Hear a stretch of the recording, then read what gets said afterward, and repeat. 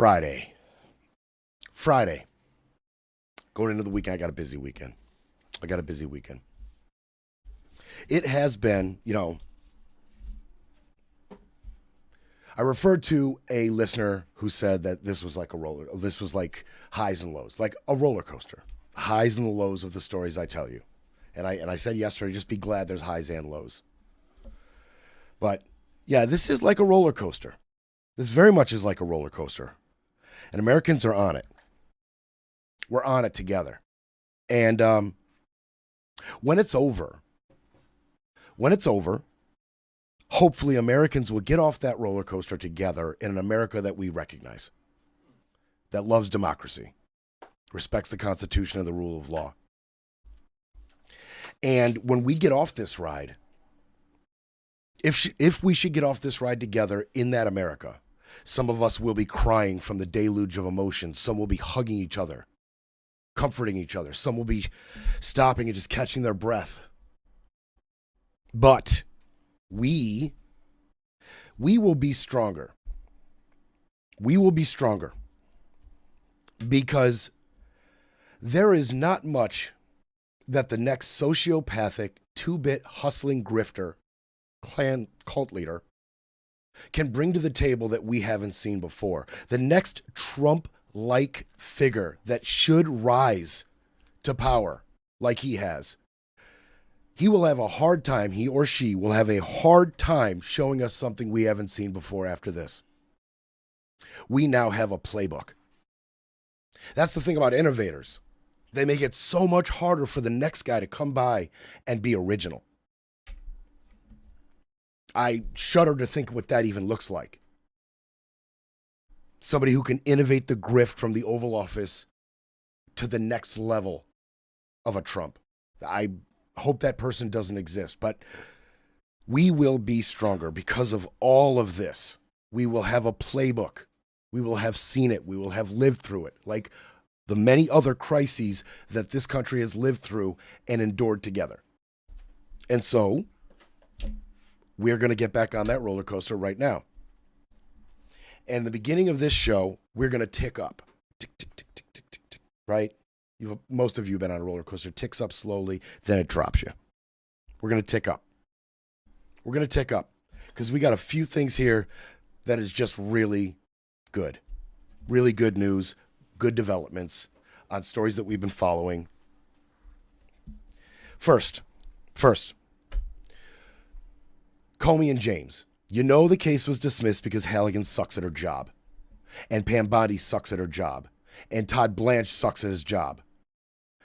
And of all the ways, all the missteps, all the ways they mishandled this, it was the Halligan appointment that sunk them.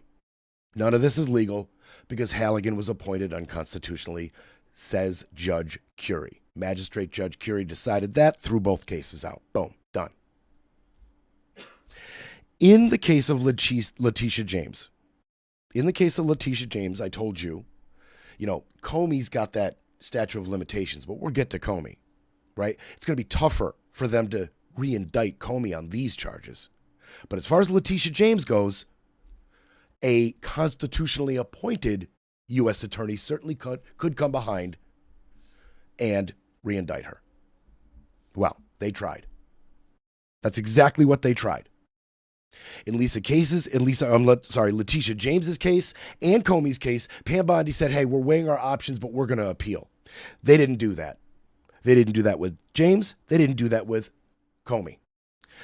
In both cases, they have pursued re-indictment. And in Letitia James's case, a grand jury has declined the indictment. Oh yeah, they tried and they failed. How about that? So they tried with Roger Keller, who's an attorney out of Missouri. They had to go to the far-flung reaches of red America to go get a conservative, dug-in, lawyer that will do their bidding in this case. And they had to go all the way to Missouri to do it. And they got Roger Keller to come and present this new case in Norfolk, Virginia. And the grand jury said no. said no. How about that? You know, we talked about this story originally, and we talked about how, look, forget how, illegitimate and unfounded these charges are. What did we say? A ham sandwich, or I'm sorry, a prosecutor, a good prosecutor, a mediocre prosecutor could get a ham sandwich indicted, is what we said. And then that turned out to be true, as a worse than mediocre lawyer got James Comey indicted. But here we are. A grand jury declines.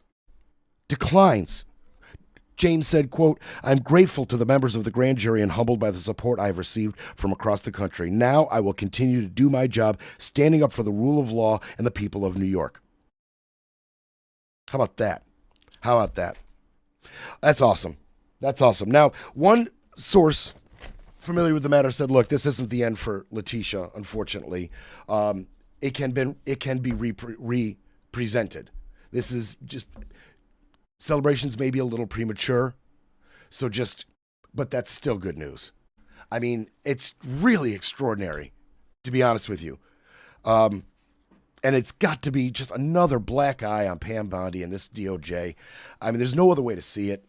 We haven't got comments from the DOJ or Trump on this yet. No comments yet. I'm sure they want this to be as quiet as possible. Also, in terms of Letitia James, the good news continues. Yes, there's that fraudulent mortgage fraud case that just failed, right? But there's also the investigations into Letitia James's office surrounding the constitutionality of her prosecution in civil court of Donald Trump over inflating the value of his businesses. The Trump administration and the DOJ say that the way they went about their investigations and the way they went after Mr. Trump were a violation of his civil rights. And they also said that Letitia James's office is in violation concerning their case against the NRA. These two cases are being investigated by John Sarcone. John Sarcone, he is the U.S. Attorney of Southern District of New York. Albany. Albany. Sorry about that. So John Sarcone III, we talked about him. And we added him to the list of illegitimately appointed U.S. attorneys, right? Asaley, Haba, Halligan. And I said, soon to be coming to a theater near you, John Sarcone III. And here we are. U.S. District Judge Lorna Schofield, U.S. District Judge Lorna Schofield, appointed by Barack Obama.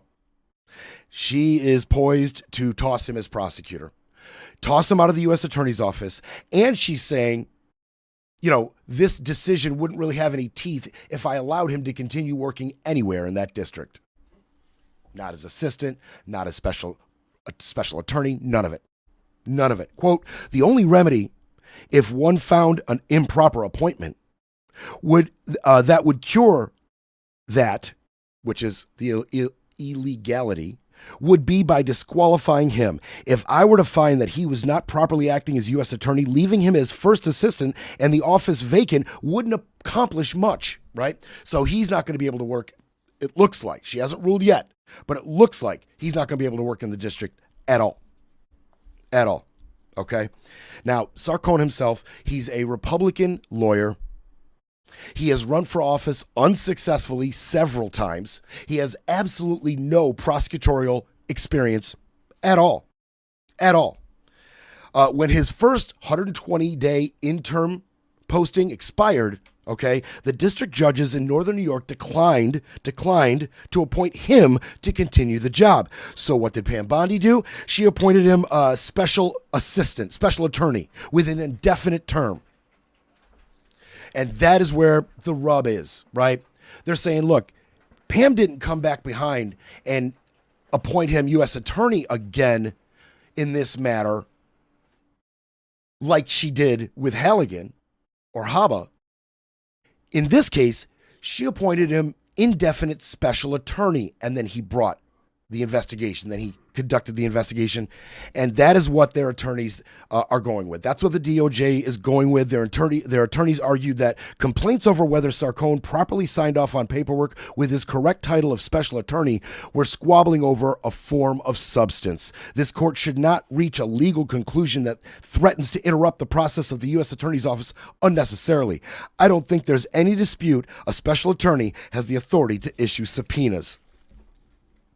So, James's office and their lawyers are trying to get these subpoenas issued as part of this investigation from Sarcone's office tossed, because they're saying Sarcone should never have been there. And the government is saying, look, Sarcone's not the U.S. attorney anymore. His interim ran up. He's now special attorney. He brought the subpoenas as special attorney. You know, that's legal. So we'll see. And I think there might be, that dog might hunt. And I think that might be why the judge has yet to issue a judgment, because that dog just might hunt. So we'll see. We'll see how far they get on that. But Sarcone looks like he may go the way of Haba and Assaili, right? And Halligan, which is, you should have never been there. From the beginning, you should have never been there. And all the cases and investigations and subpoenas, they're all thrown out. Unconstitutional, start again. And that's what they'll do. And that's what they'll do. If Sarcone is thrown out of there, and, anything pertinent to him related to this investigation, if they have to reissue subpoenas and reissue warrants and re-question people, they'll do that. That's what a retribution campaign is all about. That's what, vindictiveness is made of. So they'll do it again. Letitia is not out of the woods yet. She just keeps getting victories. She just keeps collecting dubs. Sorry, Pam. Sorry. As far as Comey goes, like Letitia, Pam said we're going to appeal, but didn't. Instead, they're going back for a re-indictment. Yep. They're seeking new untainted indictments instead of pursuing the old appeals. They feel like bringing this fresh might clear a path to pursuing this matter for them. Okay? But they face significant challenges. Okay? You see, Curie decided Halligan wasn't constitutionally appointed. Should have never brought the indictments. But there were other issues, other reasons to dismiss that were brought up by the defending lawyers, like the vindictive charges, the vindictive prosecution. That's still a thing. And they will reintroduce those motions as soon as this indictment is earned, granted, gained. They'll just do that again. They'll run that back. As far as the 5-year statute of limitations goes, it turns out there is a provision in federal law that will give prosecutors an extra 6 months to gain an indictment on these charges past the statute of limitations. Okay, because they went and pursued the indictment prior to it running out, there is a provision that says they can try again within the 5-year limitation within 6 months. They can try again.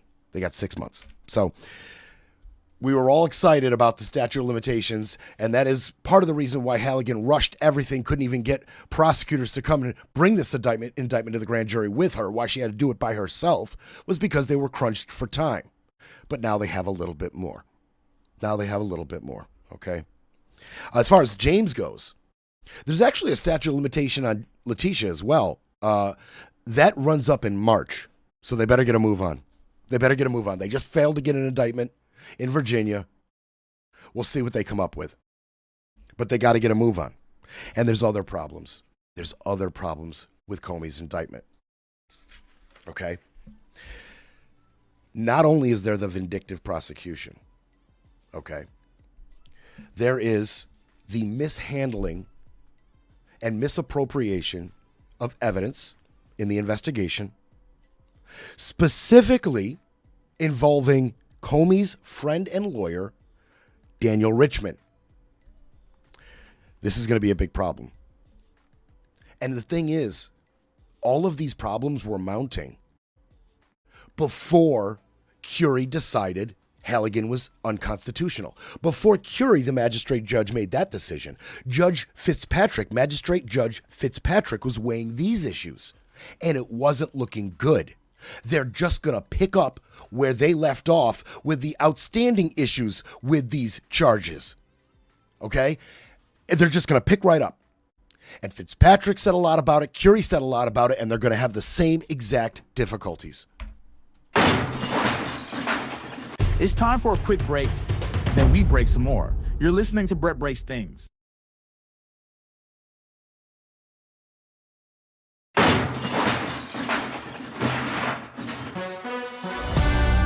You're back with Brett Breaks Things, because democracy doesn't defend itself.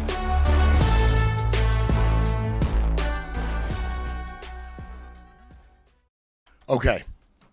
So, how's it looking for Comey? How's it looking for Comey?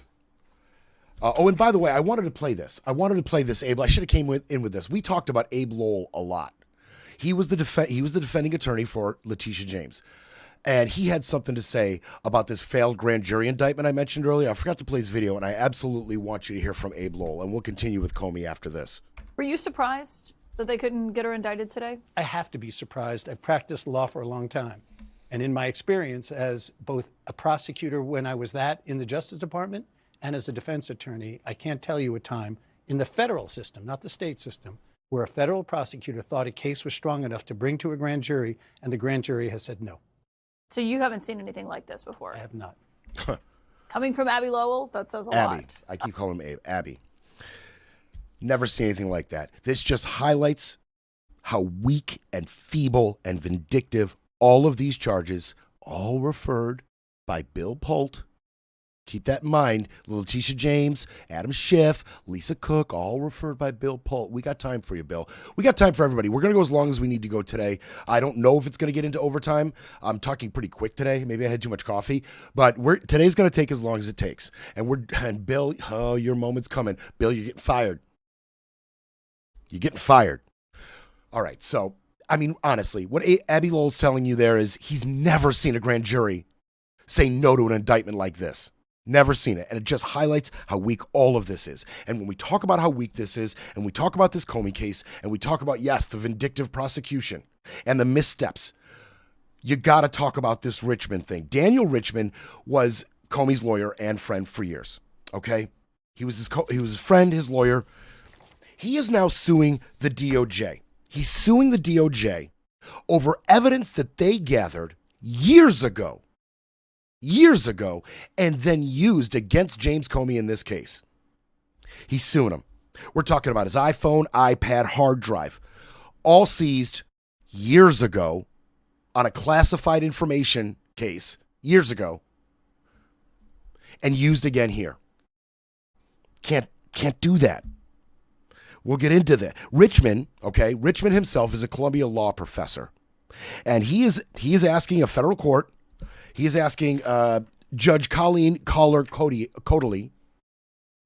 He's asking for the Justice Department to stop accessing any of his information, give back anything they have taken, and they want a hearing. Richmond and his lawyers do.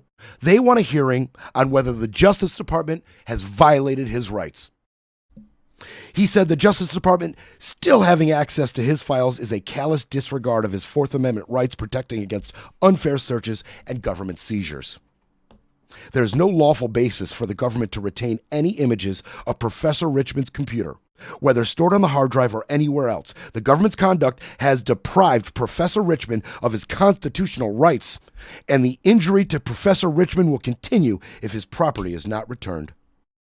This will now give a judge an opportunity and defense lawyers an opportunity to root through all of the FBI's mishandling of this case, all of the DOJ's missteps in this case. They're going to root right through it. All the things that they were getting into just before Curie's decision that Halligan was appointed illegally. All this stuff was building. They were already getting into all this stuff, and here we go again. This lawsuit is going to get the ball rolling before they even get another indictment on Comey.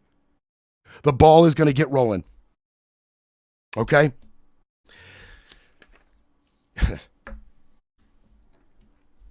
They originally got all of Richmond's information during an investigation called Arctic Haze, okay, relating to lying to Congress and divulging, leaking classified information, okay?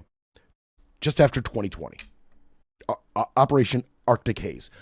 No charges were ever filed. And that operation, that investigation, was completely closed. Okay? Done. No charges on Richmond. Done. Well, that evidence sat there for years. And then Halligan and her team just started rooting through it for evidence to bring to the grand jury. First, you can't use evidence gathered from another investigation in service of your new investigation without issuing new warrants and new subpoenas. It's illegal. You can't do it. And there's a big problem, which they were just getting into. Fitzpatrick was himself, Magistrate Judge Fitzpatrick, was just starting to disseminate how much of this evidence was legal in and of itself because of client-attorney privilege. It turns out a lot of what the FBI seized was privileged information and could never have been used in this case. They didn't care. They didn't care. No new warrants, no new subpoenas, rooting through evidence that was inadmissible. This will get the ball rolling on all of it. This Comey indictment may be doomed before it even gets started. Even if they have more success than, the prosecutors trying to gain that indictment from the grand jury in Norfolk, Virginia on Letitia James. Even if they have more success than that, this may be dead in the water. This may be dead in the water. And, Fitzpatrick weighed in on this a little bit. And you can see how he's leaning on it, but he hasn't even really had a chance to weigh in on the vindictive prosecution portion of the dismissal motion. They didn't even get a chance. There was so many valid reasons to dismiss these two people's cases, Letitia James and James Comey, that they didn't even get around to the vindictive prosecution. All of these challenges, DOJ lawyers will have a big problem facing. Big problem. Oh, man, if they go and try to get an indictment for Comey and they get shut down there, at what point does Pam's job become in jeopardy? Like, this is a lot of L's she's holding. A lot. Todd Blanche already, acting like the Don's, consigliere, heading down like Tom Hagen to go see Ghislaine Maxwell. She gets a sweetheart deal, gets preferential treatment on a ranch that nobody's ever seen before after she said what to Todd Blanche.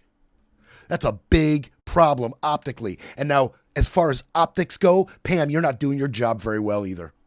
You keep appointing U.S. attorneys unconstitutionally, and the ones you do bring in screw up every case they try. Pam, you might get fired. What, you think it's not a possibility? Watch Pete get fired. Watch Bill get fired. You think you can't get fired too? You kidding me? You and Todd can both go. Only the very best people in Trump's administration. Only the very finest of people. It's ridiculous. Speaking of Comey, his daughter's case, we talked about this, has now gone before a judge.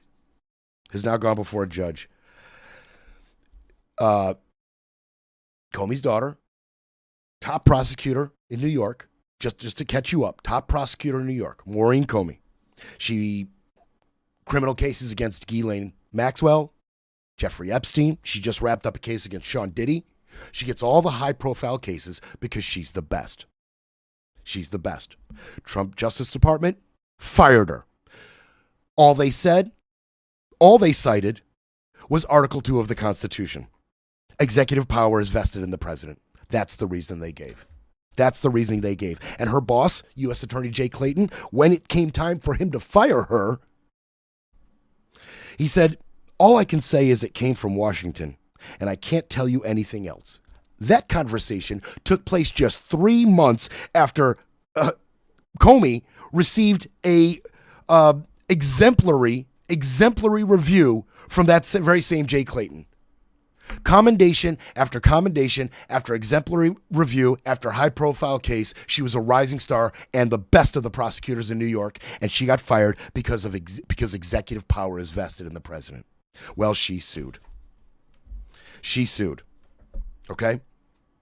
Her lawsuit claims defendants have not provided any explanation whatsoever for terminating Miss Comey. In truth, there is no legitimate explanation.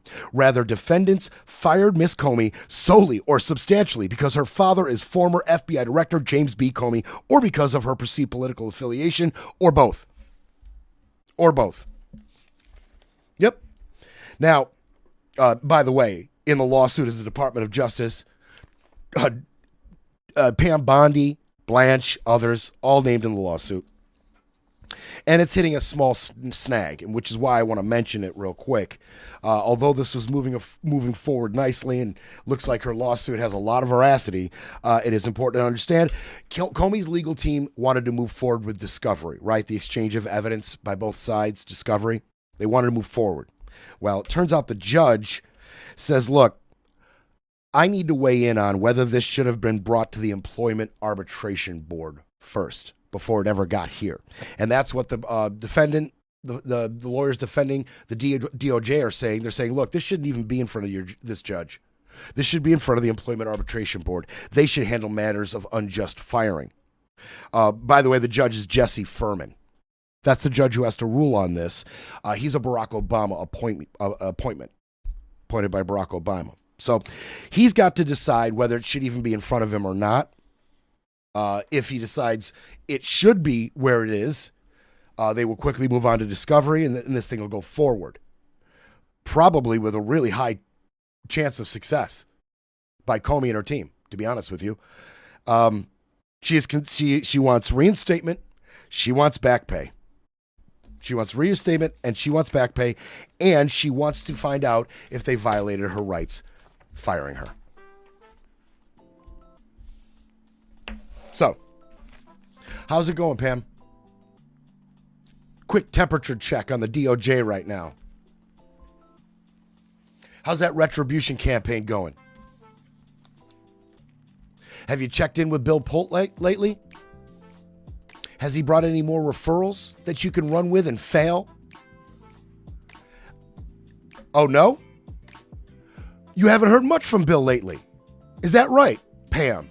Well, maybe there's a reason for that. Oh, Bill Pulte, head of the FHFA.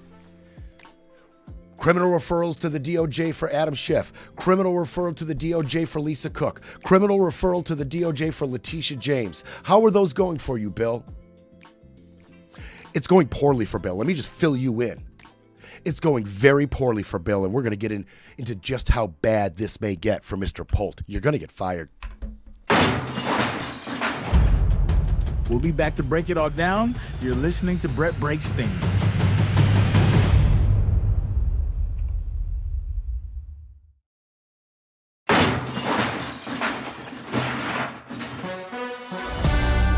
Brett Breaks Things. Fighting for America, one mic drop at a time.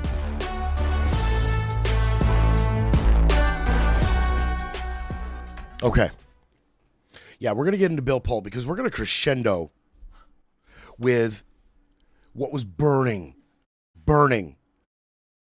yesterday, a burning question that we had here around Brett Breaks Things. Man, we really wanted to know the details of those boat strikes. We're going to get into all of that and what Admiral Bradley said to these lawmakers. 5 meetings he had. We're going to get into all that because you might be wondering, Brett yesterday was super fired up about the details of that second strike, the follow-up strike. And Bradley came out and you're starting to get, we're going to really get into it. Today's going to take as long as it takes, but we're not done with you. We're not done with the DOJ. We're not done with you, Bill Pulte. Bill Pulte, you're going to get fired. The Government Accountability Office confirmed Thursday it has opened an investigation into the FHFA and Bill Pulte. It is centered around his efforts to vindictively go after Trump's enemies and how he obtained the knowledge and the information and the data that he used to criminally refer these people to the DOJ. How did he get that information? The Government Accountability Office, they're opening an investigation. Not only them, there's also a grand jury probe in Maryland also investigating the various mortgage fraud allegations brought by this man. 2 separate investigations into Bill Pulte. You remember how we got here? Remember how we got here?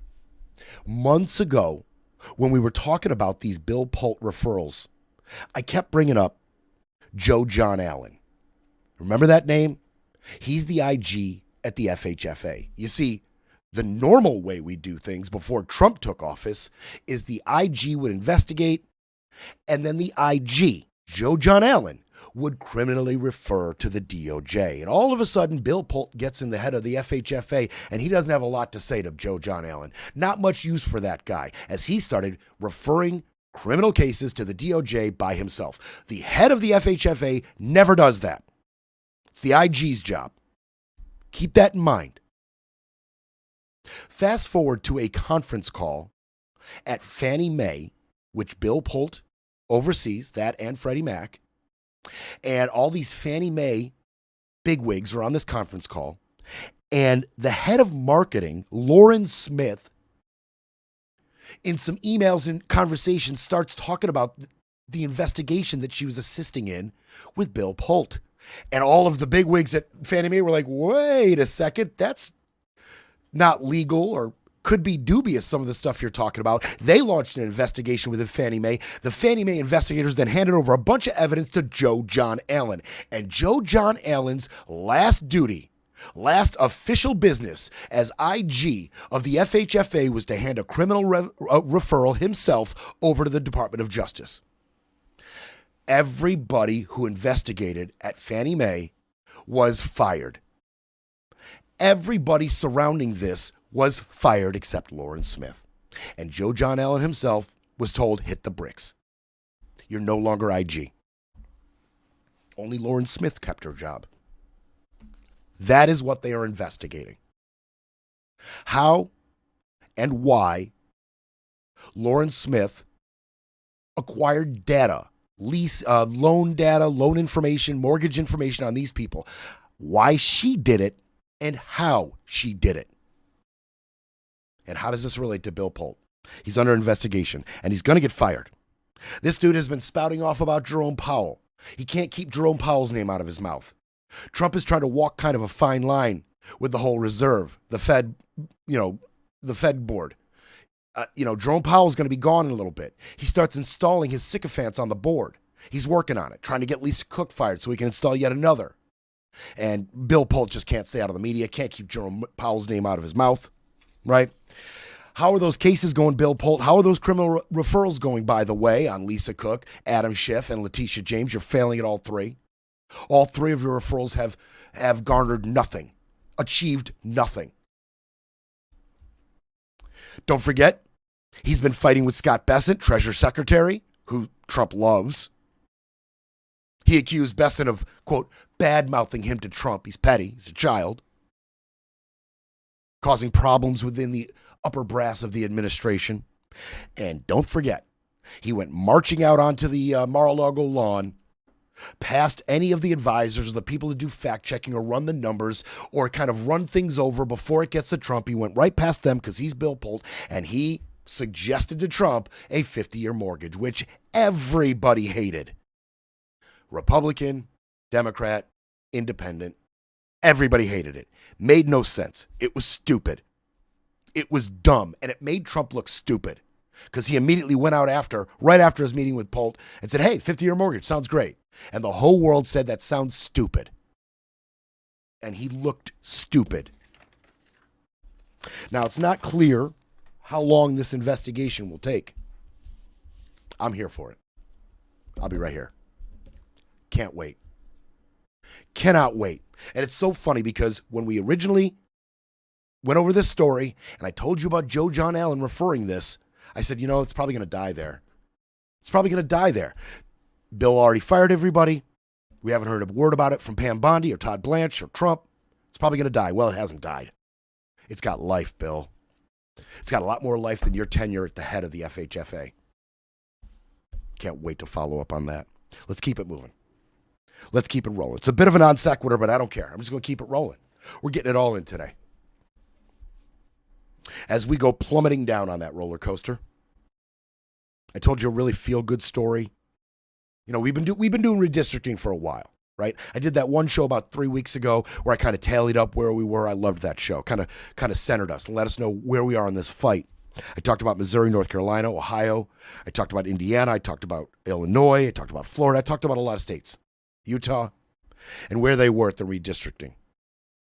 And then shortly after that, I got to bring a story to you that a 3-judge panel, 2 of 3 judges in Texas, shot down the Republicans' newly drawn, adding 5 seats map. All right, they redrew the map during that special session on the heels of a flood that devastated Texas and killed people, killed children. They called a special session, and instead of dealing with the flood emergencies and preparedness and how do we stop this going forward, the special session was all about gerrymandering. Trump told Abbott, Abbott told the Republicans in the state Senate and House, and they got to work in this special session over flooding. And they came out with a new map, 5 new districts for them. A 3-judge panel said, nope, these are unconstitutional. Well, Trump's Supreme Court very quickly, man, they moved quick as hell on this, didn't they? They came right behind and they said, we approve of the Republicans' new map. And man, when we talked about the 3-judge panel striking down that new map, we said, oh, geez, what are the optics going to be on Gavin Newsom's new map? And the people of California, overwhelmingly supporting redrawing the California congressional districts, adding 5 seats, 6 seats, 6 or 5, one of the two. And we said, what are the optics going to be on that? Now that the Texas map has been shot down by that 3-judge panel, and they're not getting those 5 seats, how does this look? I said, should they even keep going? The answer is yes. This is why. This is why they're doing what they're doing.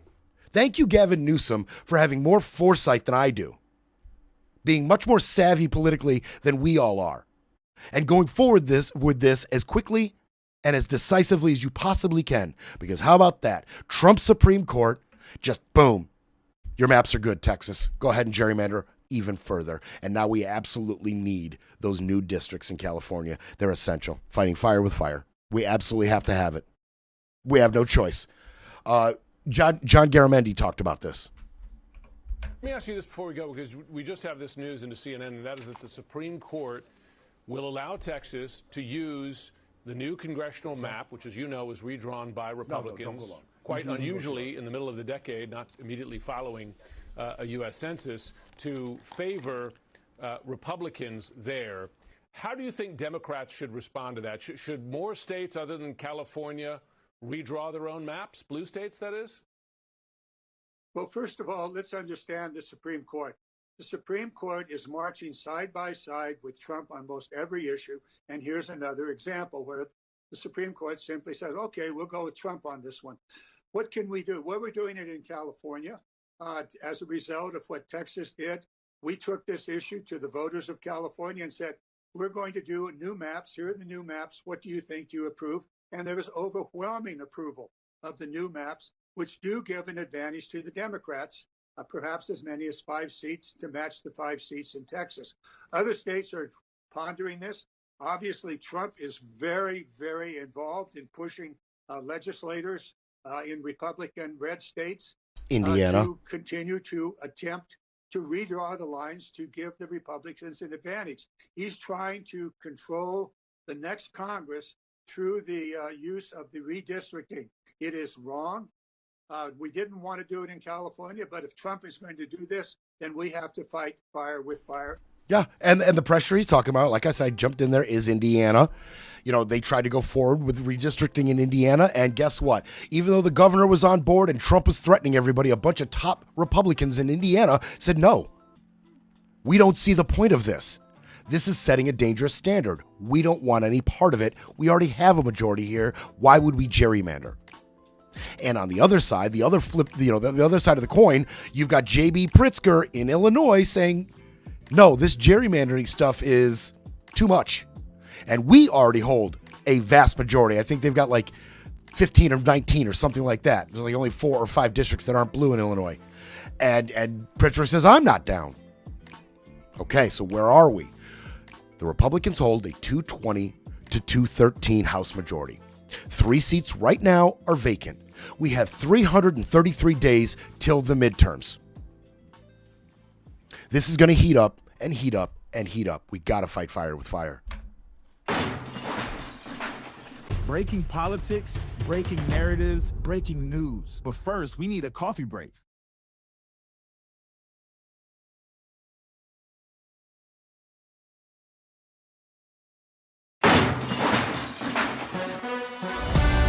You're listening to Brett Breaks Things, pushing back, speaking up, and holding the line. Okay. Yeah, it looks like we're going overtime today. I figured we would. Because now we're going to get to what I was absolutely fired up about yesterday. We started to learn a little bit more about what they were saying. It was starting to culminate, starting to crystallize, and Bradley and Kane had to go in meetings with lawmakers all yesterday. Bradley himself was in 5 separate meetings with different committee members. And, we went over the details of what happened. And there was a couple problems with the Pentagon's narrative, Hegseth, Trump's narrative, Carolyn Leavitt's narrative, Bradley's narrative now. There's problems with it, and they keep switching their story. And it all centers around this second strike. Okay, the second strike on 2 survivors. It all centered around that. And we didn't have as many details as I do right now. Because the Pentagon had said, going into these meetings, their new excuse was the 2 survivors were calling for distress help. They were calling for help to other traffickers. The Department of Defense even went as far to say that they had intercepted and translated messages for help regarding the boat, it's still having drugs on it, and them wanting to continue trafficking. They have completely abandoned that now. That is yet another time that they have changed their story on this.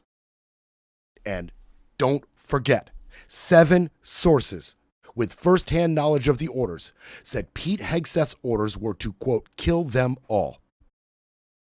When Bradley gave the command and did the follow-up strike on these survivors, he then got on a conference call with military officials and said, I was following Hegseth's orders to kill them all because we did not want them getting on a distress call, calling to get picked up and continuing their operation. That's what he told officials directly after the strike. JSOC then released a memo saying, actually, the reason we blew up did the second strike, blew up the survivors, wasn't to blow up the survivors. It was to demolish the debris so there could be safe travel by other boats. Then came this lie just before Bradley came into these meetings with these lawmakers, went into the meetings. There was the lie that they had intercepted a distress call from these drug dealers saying, the drugs are still here, come pick us up. That has been abandoned. That has been completely abandoned. Okay? Mitch Bradley, in one of these meetings, acknowledged that the 2 survivors of the military's initial strike were in no position to make a distress call in his briefings with these lawmakers. He said they were in no position. So their lie shifts again. They're just lying again and again and again in our face. Lie after lie after lie. And now they've got this guy, Mitch Bradley, embroiled in their lies. Okay? The initial hit, capsized, massive smoke. We'll get to the video because a lot of people saw the video. We'll get to the video. But here's the thing. I wanted to know after the show yesterday, I was burning, right? How much time elapsed between the first strike and the second strike? And that would answer a lot of questions. Turns out it was 41 minutes. 41 minutes between the first and the second strike, and they had never made a distress call. Never made a distress call. Bradley said, quote, he ordered a second strike to destroy the remains of the vessel, killing the 2 survivors on the grounds that it appeared, listen to this is what Bradley said, on the grounds that it appeared that part of the vessel remained afloat because it still held cocaine, and the survivors could hypothetically have floated to safety and been rescued and carried on with drug trafficking operations. So, we're all the way back to our first lie. We're all the way back to the first lie, where they maybe could do this thing. They could hypothetically get rescued and salvage all their destroyed cocaine and keep trafficking and killing Americans. After they shifted their lie twice. Once shifted and said, no, we didn't do a strike on the survivors. We did a strike on the boat debris. And then they shifted their lie again and said, no. It's because they made a call. We intercepted it and we translated. That's what they said. We intercepted it and we translated it, and they talked about the remaining drugs and wanting to be picked up. This is how our government lies to us. This is why Pete Hegseth and the Department of Defense and Sean Parnell go so far out of their way to alienate media. This is why their offices were closed down, why they have to go through new NDAs and sign all these agreements, why they can't be privy to any information to give to us, why the transparency in the Department of Defense is completely a thing of the past because of crap like this. They just lied to our face like 3 or 4 times in a row. There's no disputing that. I don't care how much you support this administration. Now, you may say, oh, well, they're lying to us because yada, yada, yada. You can go ahead and downshift into that if you want. But there is no disputing that the Department of Defense, the Pentagon, Pete Hegseth, and Admiral Bradley are lying to us. Period. Now, Tom Cotton is a despicable human being, Republican out of Arkansas. He and Chris Coons, he's a Democrat, Coons, they were both in one briefing together, saw the video. They agreed. It went down thusly. The boat was attacked. 9 people were killed. 41 minutes, the boat was attacked again. The first attack, 2 missiles. The second attack, 2 missiles. Okay? Cotton, this guy, he comes out of this briefing. And here's what Tom Cotton had to say. Oh, my God. Get your sick bags ready. I'm serious. He saw 2 survivors trying to flip a boat loaded with drugs bound for the United States back over so they could stay in the fight. He said he did not see evidence of the men on the boat trying to use a radio to call for help. But he went on to defend the strike, saying the men were clearly not incapacitated. They were not distressed. That is not the account that other people saw. That is not how other people saw this, including some other Republicans. But, pardon me, Jim Hines, okay, he's the committee chairman, the Intelligence Committee chairman, the House Intelligence Committee chairman, Jim Hines of Connecticut. He called the video one of the most troubling things he's ever seen as a lawmaker. Any American who sees this video that I saw will see the United States military attacking shipwrecked sailors. Bad guys. They're bad guys, he said. They're bad guys.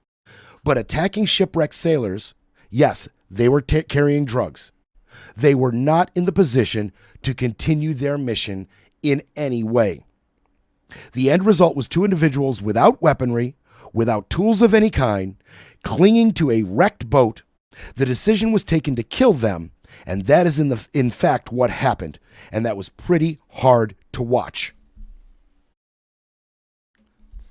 Himes went on to say that the Admiral told them that Hegseth did not issue an order to kill them all.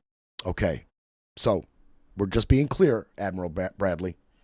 We're just going to be clear here. And we went over your career, and we went over what your, your peers, fellow soldiers, people who know you, we went over what they had to say about you. great man, just, fair, the best of us. We went over your career. Soldier, SEAL Team 6 leader, physicist, astronaut. But this is where you are now. This is where you are now. You personally have lied twice at least about why you struck that boat. And now it looks like you're lying about the orders you were given by Pete Hegseth. You are flushing your career for Pete Hegseth. You could have just done what Admiral Halsey did and said, you know what? I'm out. And by the way, Pete told me to kill them all. And the reason we did it is because Pete likes to see things go boom. And that Trump is a murderous sociopath. You could have done that. You could have done that. Now, who am I to sit here and tell you to step away from such an, unbelievable career? But you are doing that yourself. And you're not just stepping away, you are ruining it. You're ruining your legacy for Pete Hegseth. 7 people said the order was to kill them all. You then, Bradley, got on a conference call with military officials and said Pete Hegseth's orders were to kill them all. And that's what I did. Now, these lawmakers and these committees were told that Hegseth had made clear before the mission that strikes should be lethal, but that he was not made aware of the survivors until after they had been killed.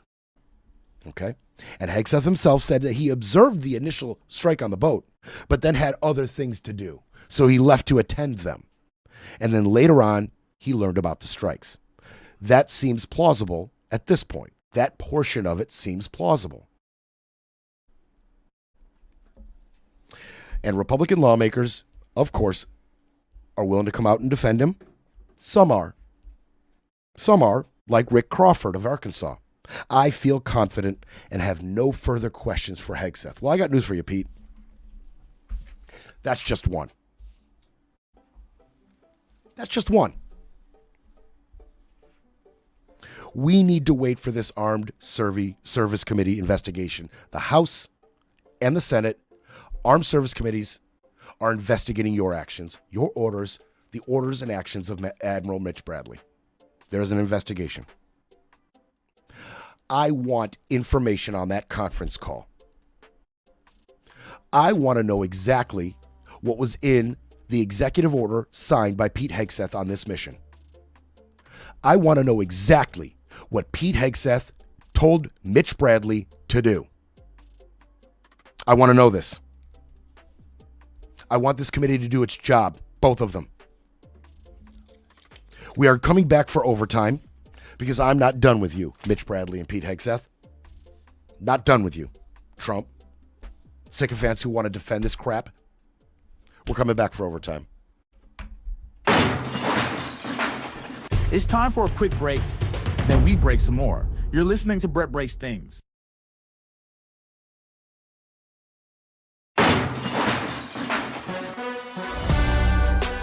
Brett Breaks Things, where the stakes are high and the truth still matters.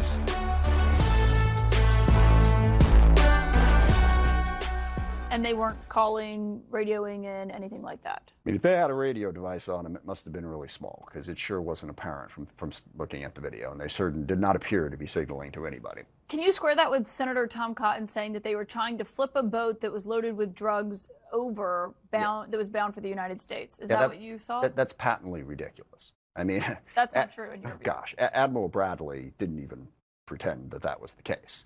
There was no way they were turning this boat back over. The boat was completely disabled, and Admiral Bradley admitted that. It was drifting with the current. It was going to go wherever the current was going to take them.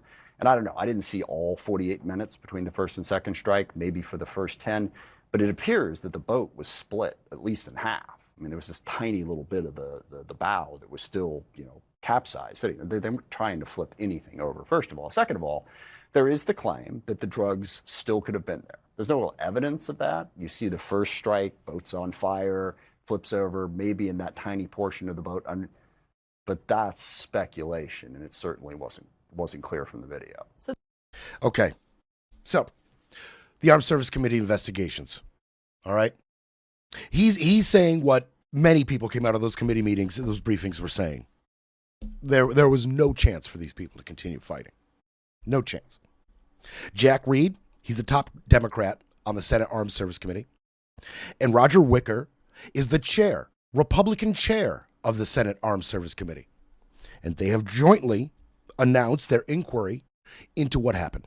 Specifically, what orders Hegseth gave. Why Bradley did what he did. What he did is no longer in question, right? The details of it, not in question. They are specifically going to investigate what were Hegseth's orders. And is this a war crime? Was there any chance that any of these survived, that either of these survivors could have continued to traffic drugs to the United States after that strike? Okay. One lawmaker spoke anonymously because it's sensitive, right? He said there was no boat, there was no wreckage, there was no radio. There were two guys clinging to a tiny, non-awash portion of the keel of a capsized boat. Military leaders, they're all coming out, getting on message, saying that they assessed survivors might look for a radio. So they had to get blown up. That lawmaker, that anonymous lawmaker, said it's hard to see how they could have after that first strike. The boat was consumed by a massive fire and then it capsized. The boat strike. The boat strike. The video. The video itself is now coming into, it's coming to our attention. And it's on the minds and it's on the lips of some of these lawmakers. Schumer, among others. They want it released. This video shows the first strike, boom, right? 2 missiles come in, boom, plume goes up. 30 minutes later, the smoke clears. Took 30 minutes for the smoke and the fire to clear. And when the smoke cleared, just a portion of the front of the boat was overturned and floating there. 2 survivors, shirtless, clinging to that hull, tried unsuccessfully a number of times to flip it back over, then just climbed on top of it, and then slipped off in the water. And then this happened a couple times. This is 30 minutes after the smoke cleared. I mean, just try to empathize for a second, drug dealers or not, what that experience entailed. 30 minutes after the initial strike, they were still trying to flip this little piece over and climb on top and slip off into the water and climb on top and slip off into the water. But the military is telling you this whole time that they're doing this, shirtless, desperate, injured, that all they were thinking about was how to traffic drugs into the United States after this. That's all they were thinking about. That's all that was on their mind. How can we continue to traffic drugs? That video did not show any radios or phones in any way. And to take it even further, surveillance shows there was absolutely no other boats in the area. Even if there were someone to call, absolutely nobody was in the area to save them. No boats. None. That's the video. And by the way, before I get into Trump's response to this video, Chris Coons, who I mentioned, he said something that really, really puts this in perspective. And I was going to bring this up, but he said it really well. So I'm gonna curtail. I'm gonna ride on his coattails rather, because I was gonna bring this up anyway. But here he comes. Listen to what Chris Coons had to say. If President Trump can pardon a convicted narco-terrorist trafficker, how does this campaign, where we are targeting and killing folks on the open ocean to prevent their trafficking of drugs anywhere, how is it legitimate? There it is. I openly encourage MAGA to come to me with your mental gymnastics and explain this. Explain this. You just pardoned Juan Orlando Hernandez, former president of Honduras. He had 2 terms where he ran drugs for the cartels. He protected them using Honduras' police state and military. He took bribes. He blocked extradition to the United States. His brother was an international cocaine dealer who was busted in Miami. He himself was investigated by our DOJ and FBI. He was sentenced to 45 years in prison for being responsible for 400 tons of cocaine in the United States. All while Trump is telling you that he has to blow up these boats in the Caribbean Sea because they are bringing deadly drugs into the United States. Let me ask you a question, Trump. Are these traffickers, these boats you're blowing up, are they bringing 400 tons of cocaine into the United States? Because Mr. Hernandez did. The guy you pardoned. The guy you pardoned. And don't forget, we did it yesterday. The only reason he pardoned him is because Roger Stone and Matt Gaetz coached him up and coached up his family on a media tour and then wrote a letter to Trump flattering him. At the same time, the election in Honduras was ramping up. Trump and his allies, Roger Stone's allies, business partners, they all wanted Hernandez's party to win the election. Why? Because the current administration, Castro's administration in Honduras, had canceled all the specialty zones that all of the Silicon Valley investors like Peter Thiel and Mark Andreessen had poured millions of dollars in building on the Caribbean coast in Honduras. When Hernandez was president, he courted all the businessmen, and they started doing business deals in Honduras. And when Hernandez was out of power, his predecessor, Castro, came in and said, this is all American capitalist bullcrap, and this all has to end. They're trying to privatize our land. They're trying to take our land. They're trying to mold us, use our resources and our land, all to cater to these billionaires in America.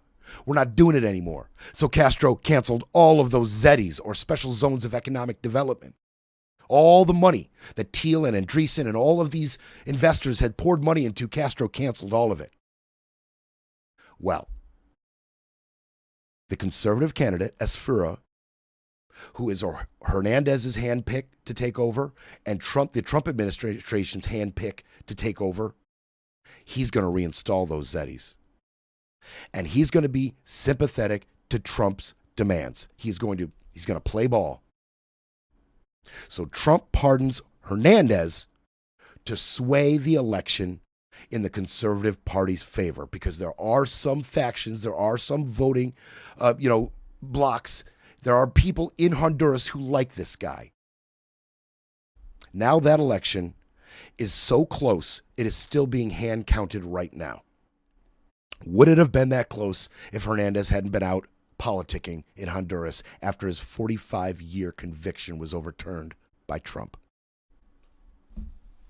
Money, power, meddling in elections, all to let a drug trafficker go free while we blow up boaters in the Caribbean Sea off the coast of Venezuela. I would love MAGA to come and do those gymnastics in front of me. Please make it make sense, MAGA. Come defend this. Please defend this. And as far as that video goes, Trump says, hey, I support the release of that video. I support it. Release it. Chuck Schumer and others are saying, release this video now. Let the American people see it. Trump says, fine. Fine. Quote, I don't know what they have, but whatever they have, we'll certainly release. No problem. Trump hasn't seen it. That's what he says. Even though when the strike happened on September 2nd, he released a portion of that video on his own Truth Social feed. But he doesn't know what they have. All he does is lie. So many lies. How could he possibly keep his lies from September 2nd straight now? How could he possibly? Yeah, he doesn't know. He says, quote, every boat we knock out saves 25,000 American lives, so I'm proud of this. I'm proud of this. And Trump was asked if Hegseth or Bradley or others should be punished. if it is found out the survivors were actually killed while clinging onto the boat. And he said, quote, I think you're going to find that this is war. That these people were killing our people by the millions. Actually, if you look over a few years. Okay. So these drug traffickers, 23 strikes so far, 86 dead. These 86 dead traffickers have been killing millions of Americans. Okay. All while you pardon a guy who ran drugs, facilitated kidnapping, human trafficking, murder, bribery. Pardoned.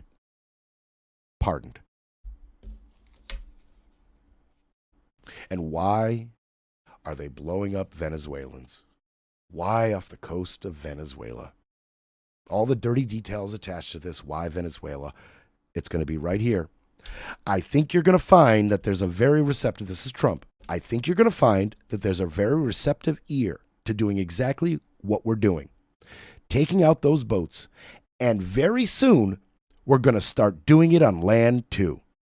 Whoever are piloting these boats, they're guilty of trying to kill people in our country. And there it is. Venezuela, who has a wealth of natural resources, including the largest oil deposit in the world, run by Maduro. Trump is saying Maduro is the head of a cartel, Trende de Aguas, or De La Sol, or something like that. He's saying he's the head of the cartel. He even went so far as to put a $50 million bounty on Maduro's head, $25 million on his two top officials. He is equating and attaching these Venezuelan drug traffickers to Maduro. He's already said, you know, when we released our CIA to go play and go run wild within Venezuela, we're looking to target drug facilities on land. That's our next step. And it makes no difference if you say, hey, Venezuela is a sovereign nation. That's not what the Trump administration is saying. The Trump administration is saying, no, Maduro is a cartel leader, and we're at war with him. We can strike whatever we want because cartels are non-state combatants. We're not striking Venezuela. We're striking the drug facilities. We're not going to oust their leader. We're going to arrest a drug cartel leader. Okay, that is what they are doing. Are you seeing it all clearly? I know you are. I know my audience is. And just wait till you see where they go with the non-state combatant. Wait till you see where they go with this. Because next is ground strikes on drug facilities within Venezuela. After that, what about cartel activity here in the States? I mean, these are non-state combatants, right? They're, like Hegseth said, they're like Al-Qaeda. They're roaming all over the Middle East, right? These traffickers are roaming all over South and Central America. And they're roaming all over the United States. Who will be deemed a non-state combatant of the cartels here in the States? Here in the States. None of this is legal. None of this is legal. You see where they're going with this. Jeffrey S. Korn, who was formerly the Army senior advisor for law of war issues, said, debate over whether a shipwrecked crew member loses protection from attack misses the point. The real problem here is the dubious and legally overbroad assertion that the United States is justified in using wartime authority against a criminal problem. Yup. That is the problem. See, we have a Coast Guard who interdicts ships and arrests people and seizes drugs. We have a DEA who investigates and then arrests people and seizes drugs. That's how we do this. That's how we combat drugs coming into the United States. We've been doing this for a while, all right? We have a way to do this other than blowing people out of the water. It would be a crime if a cop thought you were selling drugs that's going to go kill people from overdoses and just shot you dead in the street, okay? Military forces are not allowed to target civilians, period. Period. If you are in peacetime, if you're not in a war, and you target a civilian, that's murder. Now, even if you swallow Trump's claim that we are at war with the cartels, okay, we're at war. Let's say we're at war. Targeting a civilian in war is a war crime. Period. Okay? Period. That is where we are. Trump tells you not only are they killing thousands of Americans because of overdoses, but they're using their drug money to fund terrorism. Trump is telling you we can blow people up wherever we want because we're at war with cartels. And cartels don't have a home. They're non-state combatants. We can do what we want wherever we want. We're at war. Congress has not approved war. Making all of this war crimes. And now you got Mitch Bradley out here defending Hegseth. Hegseth lying to you, Trump lying to you, Bradley lying to you about those war crimes.